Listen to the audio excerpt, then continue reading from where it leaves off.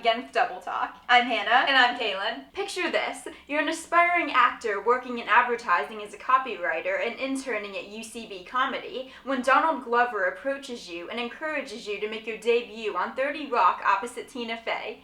Fast forward 10 years and you're at the top of your acting game with an impressive arc on Netflix's Daredevil. It might sound straight out of a movie, but this is real life for Sunita Deshpande, whose new film Moonshot, in which she stars alongside Sprouse and Lana Condor, just premiered on HBO Max. Today we're chatting with Sunita about her dreamlike Hollywood story and her new film, which takes us out of this world, literally. Listen in. You have a really cool story about how you went from working in advertising to acting. Tell us about how that all came to be for you. I did not come from an acting background at all. My parents are not in the business at all. And when I was a very little kid, I remember announcing in my hallway at 10, I said to my parents, Mom, Dad, I want to be an actor. And my parents said no. And that was that end of that. In my culture, there's a lot of pressure on academics and really to become a doctor, especially in the generation I grew up in. It's now changing, but in the first generation that I grew up in, from my parents coming from India, it was just out of the question. It was seen as a pipe dream, and it just wasn't seen as something that was actually a job I could be able to get, especially growing up outside of Tampa at that time. Nobody was an actor, right? It was a joke. So my parents were very sweet, and they said, get a day job that will make you lots of money and a stable paycheck, and you'll be able to pay your bills and insurance and all of that stuff. Is there anything you would like to do that would be in the business world? And I was very, very lucky in the sense that a lot of my friends who were in my ethnicity were kind of forced to become doctors, whether they wanted to or not. I have a very strong belief that all doctors are called to be healers, just like everything in life is, right? There is a calling. Some people are called to be nurses. Some people are called to be doulas and bring babies into this world. And I knew for myself, I did not want to be a doctor. And I think my parents also saw what a weird kid I was. And they were just like, she's not going to be a doctor. I have no patience for people who are patients. So I decided to go into advertising and just be creative. When I was in 7th grade, I had an amazing gifted teacher, and she gave us an advertising unit. And we had to pick a brand, and we had to make all these commercials. And we had so much fun. The kids that I was in class with, their IQs were through the roof. They were so smart. They were so funny. They could think of things on the fly. And in many ways, we were kind of like doing improv, just coming up with ideas, creative solutions. Advertising is basically problem solution, but how can you solve something in a very creative and intelligent way? Well, when I was in advertising, I worked as an intern at Upright Citizens Brigade, which is the improv training center in New York. I think it's the best improv training out there. It taught me everything about improv. And at the time I was interning, this was so long ago, I was interning with Donald Glover, and he had just started writing for 30 Rock, and that's how he had found out about there was a part for an Indian girl, and he let me know about the casting for that. So yeah, it was a very nice moment to be able to be on that set, and it was an amazing day. I owe so much to him for getting me on that set. We hear a lot of stories about women following their boyfriends to college, but we don't often hear about women following their boyfriends to Mars, which is what your new film Moonshot's about.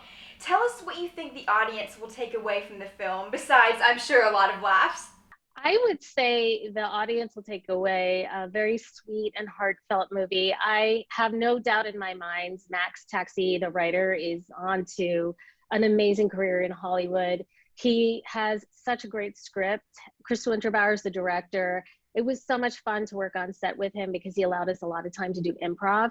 And I hope we have a lot of outtakes on HBO Max of the improv, because Cameron Esposito and Michelle Buteau were so funny and adorable, and everyone in the cast was. But Moonshot is a story, yes, about a woman who follows her boyfriend across the stars for love and the journey that happens in between. And Sprouse and Lana Condor, the stars, they are so cute together. They're such good actors, and you guys, they are such sweethearts.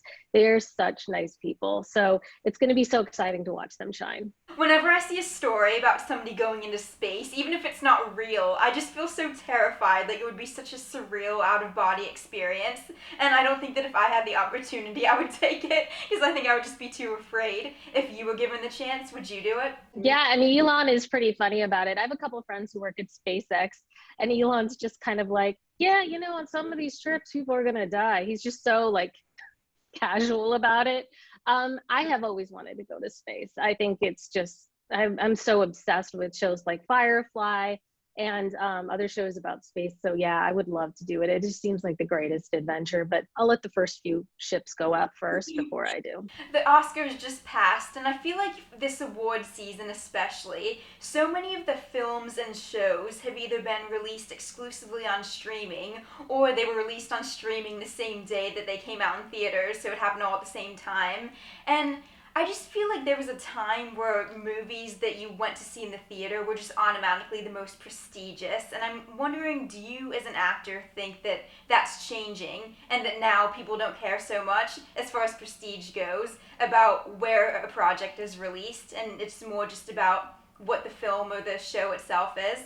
Yeah, I think there is something to be said about that. However, there is nothing in this world like human contact. There is nothing in this world like going to the movie theater with your friends and sitting together and sharing that popcorn and drinking those sodas and just having the time of your lives. I mean, that to me is human connection. And without that, I mean, it's just not going to be, it's not going to be the same emotion or feeling of seeing a movie together. I do believe that quality will always stand out, but ultimately, I mean, especially now your generation too as well, phones and everything, there is something to be said about contact face to face and to really have the human experience together. So I really hope that soon everyone will be able to gather together and be able to watch, because you know what, not to sound like a cheese ball, but any theater teacher will tell you in the very beginning, theater came from everyone gathering around a fire at the end of the day and the cavemen telling each other how they killed whatever, right? It's from the fire stories, it's from storytelling, and it's from gathering together as people and connecting that way. And there is also something to be said about the science behind people's heartbeats aligning, all of them, when they go to see plays together, the entire audience, your heartbeat aligns. So to me, there's nothing to replace that. I know being an actor isn't an easy career, but you just seem so grounded. What do you do when you're going through a difficult time? What keeps you going? The other day, I was at Sephora actually, and I was walking out, and I wasn't having the best day, I'll tell you that. And three girls came up to me, and they were like, "Are you? Excuse me?" And like I was leaving, so I thought I had left a purse or something. I was checking my wallet, and they said, "No, no, are you Seema from Daredevil?" And I was like, "Yeah." And it was the first time someone has stopped me in public. And it was three really sweet NYU Indian girls. And I was like, what are you guys majoring in? And it was like biochemistry and bioengineering. I mean, it was amazing. And they were like, thank you so much for representing South Asian women who don't have stereotypes on TV. You don't understand what that means to us. And I have fuel from that for so much longer, right? So it is like those kind of moments that are really special to me, because you don't realize it, because sometimes it's a very competitive, very cutthroat industry. It's very up and down, like you said, but those are the moments of appreciation that really make all the difference. There was nothing in the world that could replace that.